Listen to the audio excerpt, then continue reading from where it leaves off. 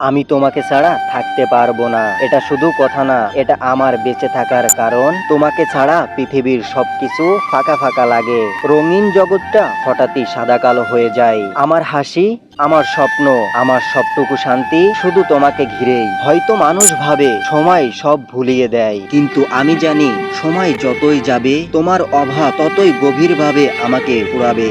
তুমি ছাড়া আমি অসম্পূর্ণ, তুমি ছাড়া আমি একটা খালি দেহ।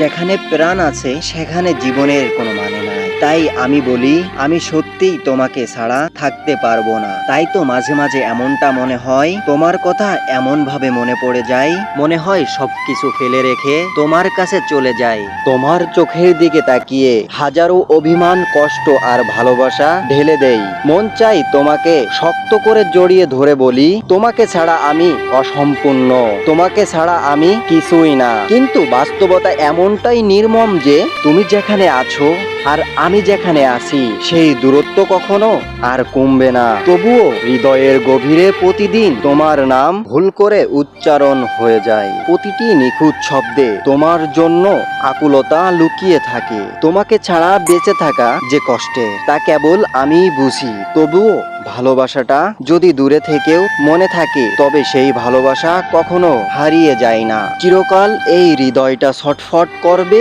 তোমাকে না পাওয়ার যন্ত্রণায়। যতই সময় পেরিয়ে যাক, যতই মানুষ সমাজ আমাকে ভুলে যেতে বলুক, তবুও ভিতরের শূন্যতা কখনো পূরণ হবে না। তুমি ছিলে আমার স্বপ্নের সবচেয়ে সুন্দর অংশ, অথচ নিয়তি তোমাকে আমার করে দিল না। আজীবন এই আফসোস থেকে যাবে, যাকে সবচেয়ে বেশি চেয়েছিলাম তাকে কখনোই কাছে পাওয়া হলো না। আবারও একটি অপূর্ণতার গল্প আপনাদের মাঝে তুলে ধরলাম। কেমন হয়েছে আপনারা কমেন্ট করে জানিয়ে যেন। যদি ভালো হয়ে থাকে তাহলে কমেন্ট বক্সে বলে যেন যে ভালো হয়েছে। তাহলে নতুন নতুন গল্প আপনাদেরকে উপহার দেওয়ার জন্য আমি উৎসাহিত হব ইনশাল্লাহ। এখানেই আমি অপূর্ণতার গল্পটি শেষ করছি।